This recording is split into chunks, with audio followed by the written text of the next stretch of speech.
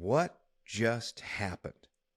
My name is Tony Squares. You're watching Survivor Squared, and on this show, we are a reactionary podcast to season 49 of Survivor, and we just watched the second to last episode of that show, and we'll be talking about who got voted out, the 5 players who are left, who's going to win the whole thing. We'll handle all that. But first, I want to tell you about that I'm in a pickle of my own doing. Because through this show, clips of this show, stuff I've shared online, I've had the genuine blessing of being introduced to pretty much everyone that's left on that island in season 49. We've talked on social media. I've slid into the DMs. They'll be coming on this show when they're able to in the future. So I have a relationship with these people. I like almost all of them. Sophie Balerdi's brother follows me on Instagram. It is a good thing to happen. And yet, as I'm watching this episode in particular, I have to remember on this show to be objective about what I am seeing, because I came to do this whole entire thing to treat Survivor like it was sports. And when a player misses a field goal, when a player strikes out at the plate, when someone misses a kick, you are allowed to say that you may like the team, but that player cost your team the game. And so I am in a pickle because I want to keep the good relationships I have with these players, but at the same time, I need to be able to say what I truly feel about the gameplay on this season, particularly seeing Steven voted out at the hands of Sage and Kristina. 2 players who flipped on Steven this past episode, and I'll be talking about it with Bailey Buffs in a second, breaking it all down, but I wanted to hit it here at the beginning because at best, it was a short-sighted move. And at worst, it was a flat-out idiotic move. And so if they're watching, I'm sorry ahead of time for what I'm about to say about your gameplay. And I'm sure there's things we did not see in the edit. But I have to get off my chest that I will be objective in my reactions to what I watched last night, because it was a cluster. And it kind of shaped the ending of this season in a not-so-fun way. But let's bring on my co-host, my ride or die, before I start getting too angry about what I saw. Bailey Buffs, sorry to make you wait in the corner there. Come on into the show. No, I wanted to let you cook, as Rizo would say. Listen, we both like these people. We've talked about them. We've interacted with them online. Like, they are good people. They have good stories. They're also real people. They aren't professional athletes. So when you get mad at an NFL team, that's a little bit different from here. But at the same time, Bailey, we have to be able to have the freedom to talk about this show truly and openly. And this is the first time we're doing this. This is the first time I've had these interactions with these players live and in color as I'm recapping the show. So for me to come out and say, Kristina and Sage made a huge, ginormous mistake, and I don't understand their thinking at all, I want to be clear where that's coming from. I'm not poo-pooing. I'm getting mad at the game here, and I think that's valid. Oh, absolutely. I mean, that's the problem, too. It's very easy for us, obviously, sitting on the couch watching it to go, you should have done this, you should have done that, why didn't you do this? I understand that. I acknowledge that fully. No one actually is going to know what the experience is like until you're out there on the island. And we also are only seeing what the editors want us to see. So I always understand and try to have grace that maybe there was something that we're missing, but it just continuously seems like Kristina just doesn't have a gameplay. I mean, that was even said in this episode. Steven said that. Steven was talking to people of like, is she just being bad at it? Or is this strategic? Or is she just forgetting? Like, and same with Sage. I think the way you nailed it, saying it was a short-sighted decision. It was a temporary decision that I think didn't have much merit in the end. To stick with your theme of, critiquing people we love, we'll also get to the topic of, Sophie using her advantage and the possibility of going after Rizo and not doing that. Did that cost her $1 million? Possibly. Yeah. I love her to absolute death. I was talking with her brother all morning about the episode last night. We were messaging each other. He's awesome. Shout out Joey. But like you said, it is our job to honestly talk about it. And it doesn't mean that we're not supporting these people, but I think it's important. It would be doing a disservice to the podcast and to our viewers to not be honest about what we're watching. Yeah. I think we have to. And then with that, let's get into it. This show, we ask 4 big questions. We build ourselves a square of questions about the episode the night before, and there is a lot to talk about in this episode. Other than the final decision at the end, I thought it was a genuinely uplifting and fun episode of a lot of things going on. And I want to start off a little bit, though, because as you said, we haven't seen a lot of it. We haven't seen a lot of the changes that happen, and that's kind of true.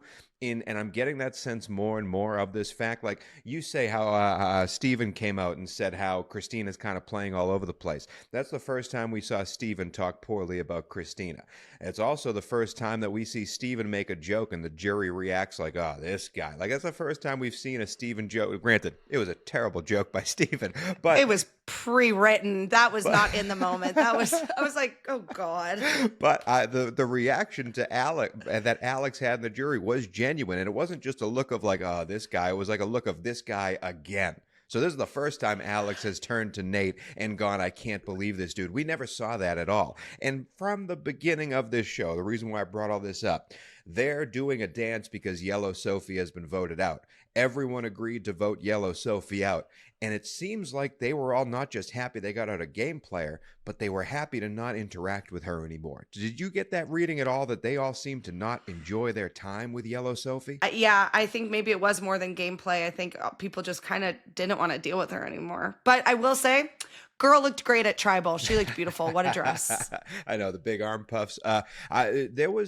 There just seems to be, there is gameplay being cut out, we know, but there is also seems to be a little bit of cattiness, for lack of a better word, being cut out. These relationships that people don't, we saw it, that's the thing though, we saw it with Sage and Shannon. That was a focal point of one of the episodes, was Sage and Shannon do not get along. And the most recent ones, like when we're getting down to the nitty gritty here, and you only have so many days with so many people on this island, you're not going to like everybody. If me and Bailey spend 30 days together on an island, we're going to argue sometimes. Like that's natural.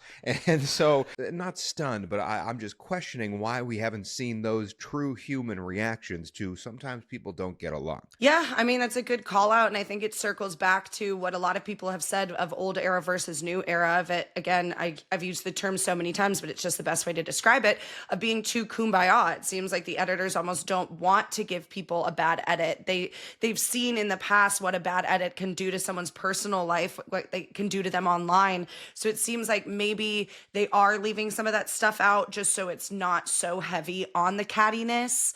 But at the same time, I think that is, again, doing a disservice to us, because it's like, I want to see that, though. That's part of reality TV. I want to see the nitty gritty. I want to see the people get in fights. Like, it informs decisions. It informs, like, this would give us a reason why Sage was okay voting Sophie. It's not just a gameplay thing. It's because she genuinely didn't like her. And then that taints her game. It gives everyone a reason for what they're doing, because we're humans. We're not robots. So sometimes emotions get the best of you. And they can talk about it in a confessional, like, I'm voting with my heart tonight, but why? Like, what is the heart? Why did the heart get affected the way it did? I'd like to see that. But let's move on. Speaking of how it's a little bit too kumbaya, let's move on to our first question, because it was a very kumbaya decision. The Trace Leches Alliance, a word that I still cannot say. I'm happy I nailed it in the intro. I will not nail it at any other point during this show. But the Trace Leches Alliance, Bailey, how much of a dominant run has this group been on now that they finally have a name? I think I posted 3 weeks ago something on Instagram that was like, the trio that will not be stopped. And I was like, well, there's going to be an end. They're going to be stopped. Nope. No. They're just not going to be stopped. And the fact, like, I'm sure it's happened before, but it's so rare to see a trio or even a duo of people just be so unabashedly just like, yep, we're a trio. This is our alliance. Like, you can't fuck with us. Yeah. And it's like, normally that puts such a target on their back. And they've had a target on their back this entire time. But no one is making the move. And I don't know if it's because they're fearful of the advantages. I don't know if it's just because they're that good of smooth talkers and climbing themselves out of being on the bottom. I mean, Sophie has been in almost every single tribal council this season. This girl has fought her way from the bottom for 8 weeks. Like, Savannah has been in talks to vote out, has been talked about as a threat every week, every single week. And yet no one is actually taking a shot at them. So do you think we're going to get more? We're going to get more into Kristina and Sage and Steven in a later question, but I do want to ask, do you think that's more bad play by the losers of this alliance, or good play by the alliance members? I lean more towards it just was a bad play. Wow, it was a bad play from the other people. And I think it has been for multiple weeks.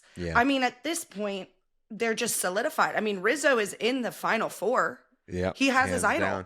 He's And in Final Four. Savannah will probably win another challenge over yeah, who's left. let's go right into that. Savannah won reward on this episode. She drew the battle lines after winning reward. She takes Rizo and Sophie with her to the reward. That sort of, I mean, we know it anyway, but that solidifies that there is two groups of three here, and you're not in the cool kids club. They're all going to eat tacos together. That's where this name gets debuted. They have the letters from home, which we'll talk about in a second, but then Savannah comes back and doubles down and wins immunity, her third immunity. One more win will tie her with every other female in an individual season, and I don't see anyone else beating her now that they voted Steven off. If you're going to blame it on bad gameplay, I rank Boston Rob's win in Redemption Island, as I'm going through all these seasons, I rank Boston Rob's win in Redemption Island very, very high because of how much he dominated that game.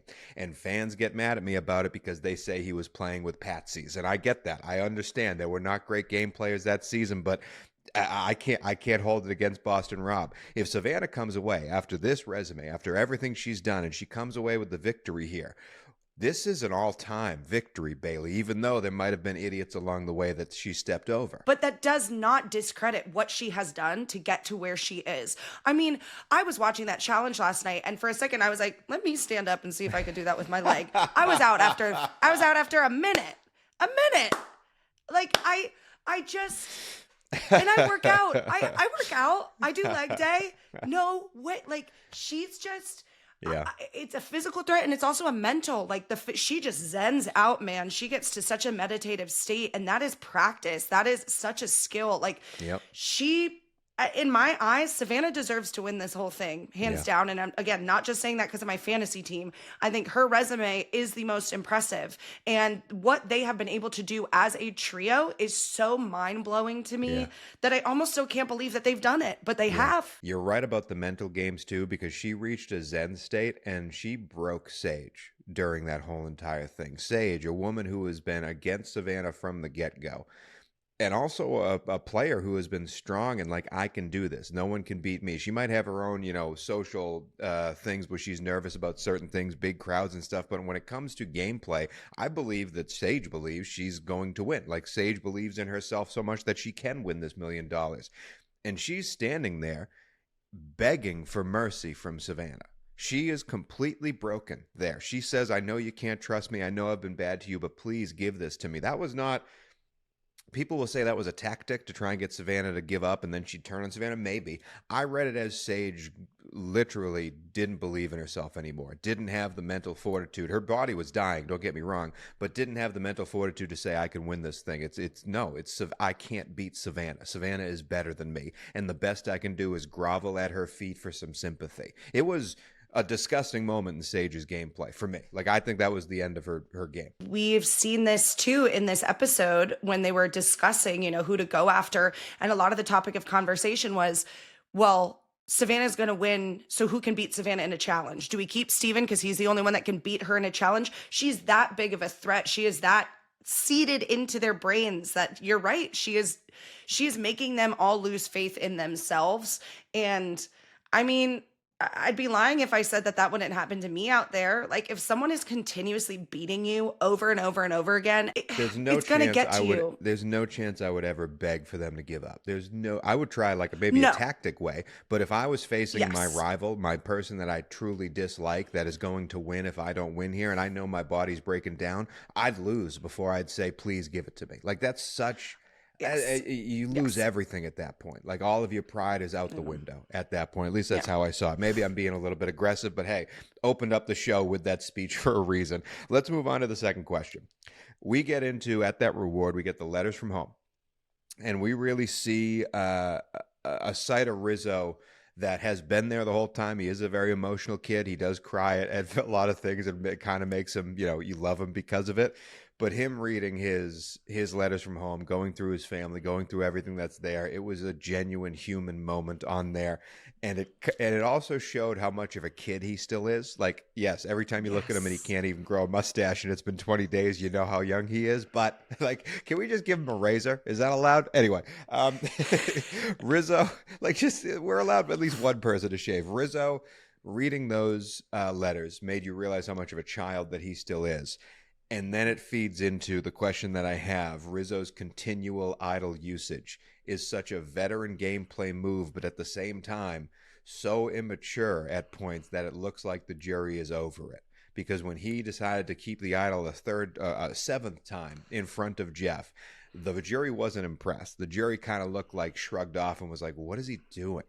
So yeah, I bring all that up to say, has Rizzo's continual idol usage gone from legendary to now hindering his gameplay, Bailey? Obviously, if we look at it big picture, it is still incredibly impressive what he has done. And it takes big balls to do it, and he's done it every time.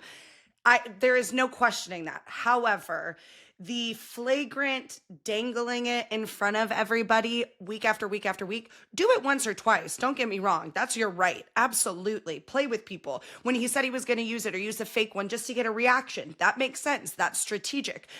This past one was unnecessary, and I thought almost a little hurtful towards Sophie, who could have used her advantage to screw him over, didn't, I presume because of loyalty, because that was the right move, and he still went, yeah, I'm not going to use it on Soph. Sorry, girl.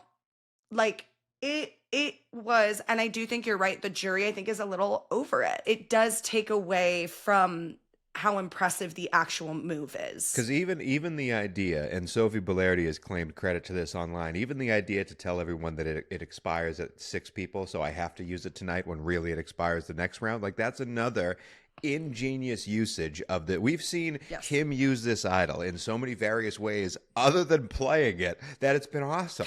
But it is the sense, like that one in particular. Maybe because we, as the viewers, thought he was reading the room wrong, and now we assume Sophie's going home. We don't know the Stephen Blindside is coming. But even so, like him using it that way and the jury's reaction to it kind of seems like everyone's, just we're done talking about this idol.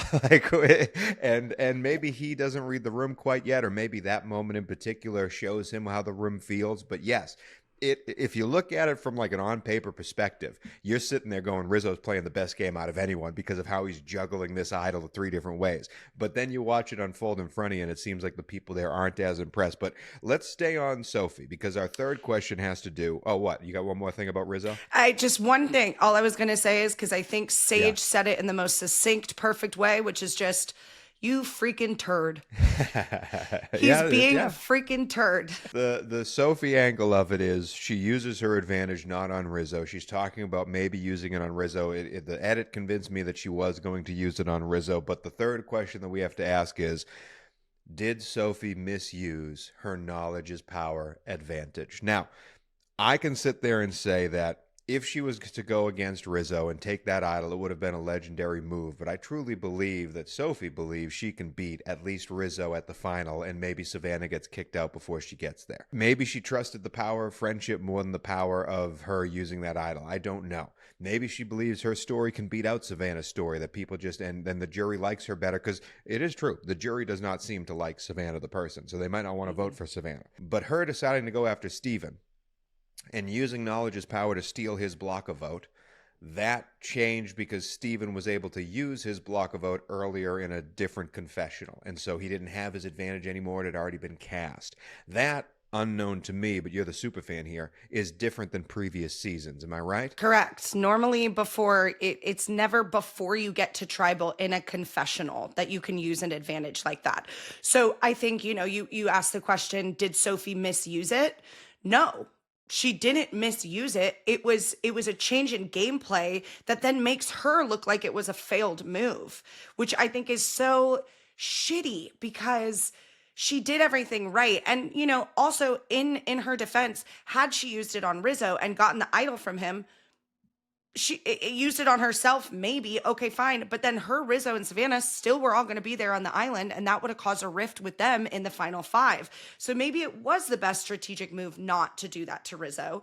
And I do think she probably thinks she can beat Rizzo. And yes, people like her more. There is possibility for all of that. I think the editors and the producers and the people who changed this reward and this advantage screwed her over. So yeah, I agree with you though. I don't think Sophie misused her advantage. I think it probably would have been, if we had Dark Sophie, the evil Sophie came out and she stole Rizzo's idol, then that would be a more interesting choice. However, I believe if she was going to stay true and she used this knowledge as power in front of the jury to say, Steven, they have the numbers, but nay, now I have the numbers. That would be a hell of a move in front of the jury. So I do think she was doing the right thing. She was screwed over by the Yeah.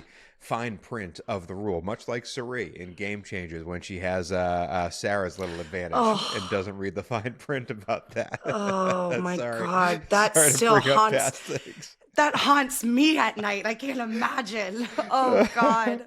Always read the fine print, folks. The fourth question, Bales, and this is the big one here. They all vote Steven out at the end of all of this, to the surprise of the viewer. Apparently, this was a decision made beforehand. Sophie Balerdi has tweeted about it online that Kristina came to Sophie, said Steven, gave up the news, gave up the gist on Steven, and they all decided walking into tribal that they were going to take Steven out, and that's what happens. And my question, and the biggest question from this whole entire episode, is why did Sage and Kristina flip on Steven? Why did they believe Steven was the more aggressive threat than Savannah, Rizo, and Sophie?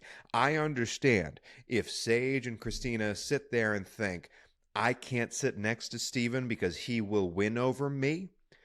But what I don't understand is if that's your line of thinking, what happens next? Because now you're in a final five where there is just two of you.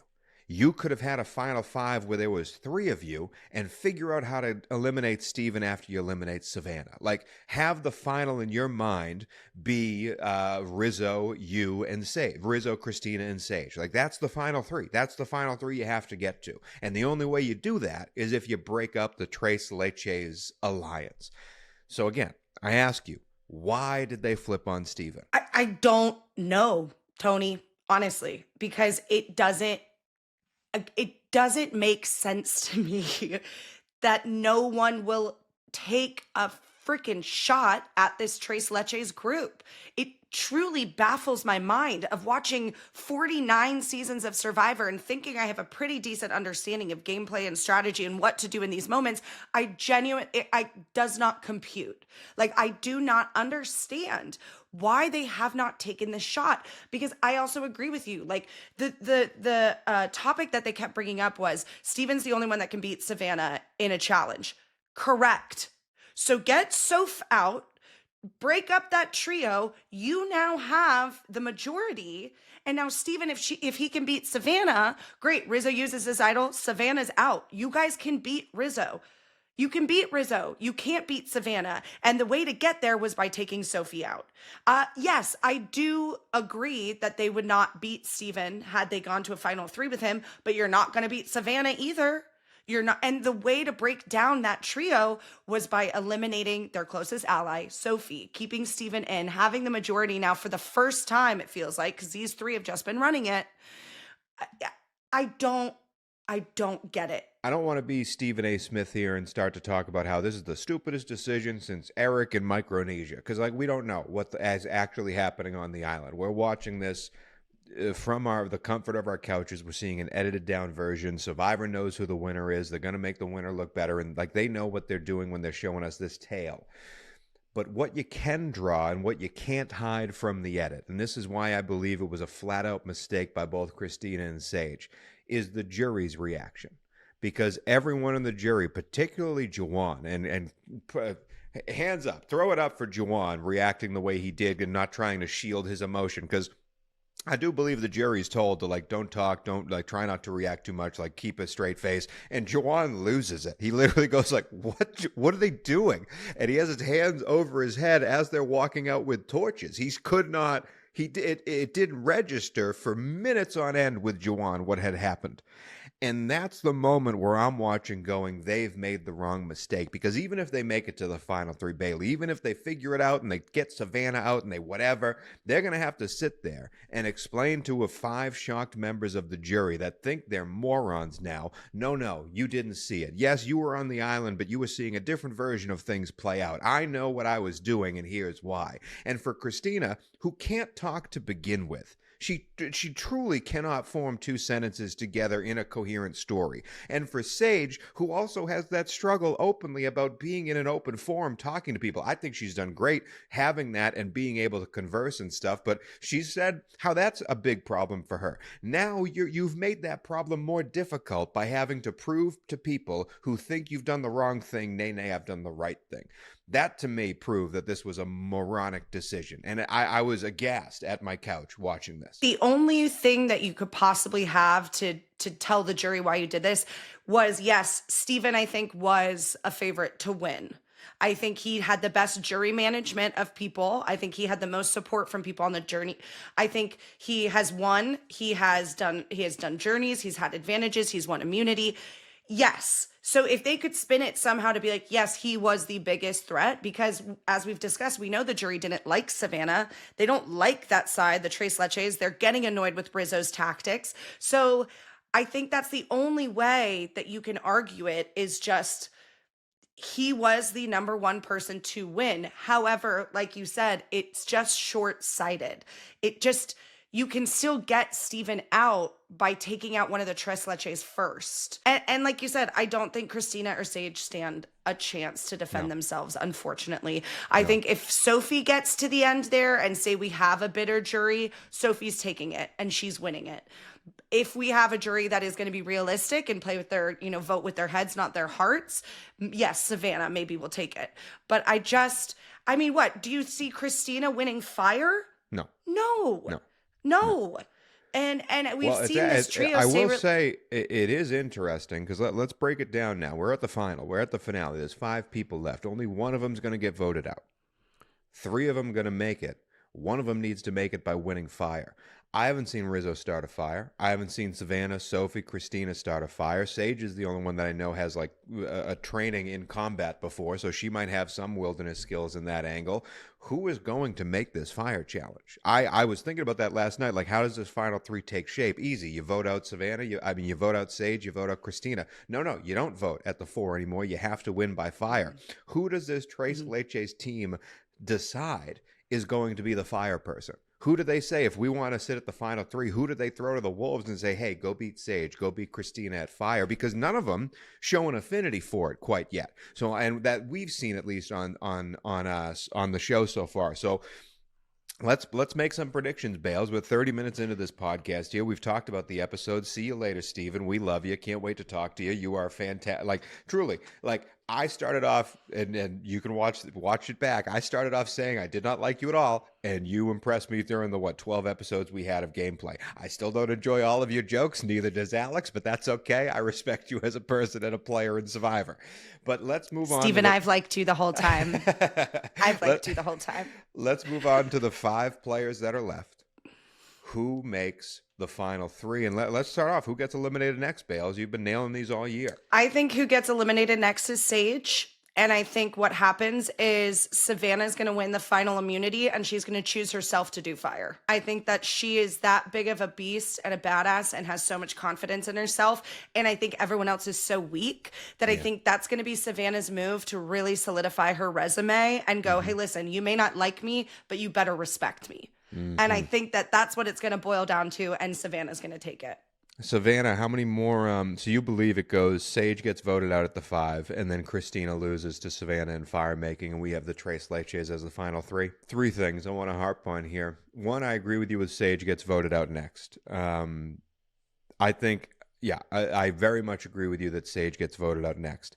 The only thing that throws a wrench in that plan is Sophie realizing that she can beat Sage and Kristina if they're together at the final 3. And I know Rizo has an idol here, so that would mean Savannah losing immunity and Sophie and them ganging up on Savannah. That's the only wrench I can see thrown into this plan. Because I don't know if Sophie believes she can beat Rizo and Savannah at Final Tribal. Maybe she can. Because you also brought up a second point I want to make. If it's a bitter jury and the Tres Leches is there, you believe Sophie takes it away. I believe there's a reason they showed us Rizo talking about jury management in this episode. I believe there's a reason that, yes, they might be a little annoyed with Rizo's idle shenanigans, but if there is a bitter jury, I think they give it to Rizo, not to Sophie. And that would kind of... I love this kid. You know it. I love this kid. He's been awesome from the jump. He's been my favorite from the jump. I've wanted him to win. Savannah is the deserving winner over Rizo, and I will make that case in the video I make. And I'm sure people will be mad. Well, the jury picks the winner and they deserve it. Screw off. No, they don't. Okay? Sometimes the wrong person wins. And if Rizo gets handed this because they're mad at Savannah, the wrong person has won. The third point I want to make, the fire making thing is a huge, huge, huge hurdle. And if Savannah does what you say, and she wins her 4th immunity along the line, tying the best female individual accolade, there's a chance she could win her 5th immunity if she sweeps the next 2, which would tie her with any male individual season accolade, and then throws herself in the fire. Bailey, the crown is not big enough for what I would give her in this season. That's the third point I want to make. There is a chance still that season 49 is the most dominant win in Survivor history. And I hope people are ready for that if it happens. Queen Savannah all the way. And again, not just saying that because she's my last standing person on my fantasy team. And I need her to win. I think she might win it for you without winning. She's gotten so many points with immunities and everything else. But I do want to say, looking back at this season, how mad do you think Nate is? Because there was the 3 of them, the Trace Leches Alliance had a 4th member, and it was Nate. And they were together, and that's what they attacked early, this original Hina group and the people who flipped in Juwan and Sage. This first betrayal, this first blindside was after Nate. And they didn't go after Rizo because he had the idol. They didn't there was ways to go about this, Bales, that wasn't Nate. That could have been Sophie or Savannah sitting there, or Rizo. And how lucky are they, the Trace Leches, that it wasn't? Do you think Nate is sitting there going, what could have been? Well, sure, but you can argue that for anyone that gets voted out or gets flipped on or blindsided. I mean, hindsight is always going to be 50. What is it? 2020? 2020. I don't know. 50-50, whatever, 2020. I sound like Rizzo and the 2 Birds and Stones. But I think that's easy to say after the fact. Yeah. But I think, in the moment, that seems like the right thing to do. And that was the thing they did. I think, sure, Nate could be a little salty seeing all of his allies still there and killing it. But at the same time, I think that that's what you're signing up for on Survivor. That like sometimes your allies are going to go further than you. And I don't think there's any reason to necessarily hold it against them. Yeah. Like he might just be more rooting for them because they were close at one point. I mean, everyone is going to be upset and reconsider their gameplay and what could I have done? What should I have done? Of course, that's going to naturally happen when you get voted out. But is that productive? Is that helpful to really, sit there with those types of things? No, because it is what it is and it's out of your control and it already happened. You can't change it. It's just time to move forward. So I don't know, but that is a very interesting question and I hadn't thought about that. Well, it is time to move forward on the old Survivor Squared show. That's it, Bales. We have 1 episode left with season 49. We have the finale. We've given you our predictions on who's going to win. We've told you who's going to be in the final 3. We are full stands for Queen Savannah and hope she does it. And again, if she can win 2 immunities and maybe a fire making on top, my lord, you guys are not ready for where I will place her in my winners rankings. I'll preface that now. But that's it, folks, and we will see you next week. I won't be here. This is the last show I'm doing from this location, Bailey. I'm going to be back in Boston for the next one. It's going to be crazy. Christmas is here. Wow. I'm also going to be house sitting, so I'll be in a different place as well. So our final episode is just going to be entirely different backgrounds. It's going to work out terribly.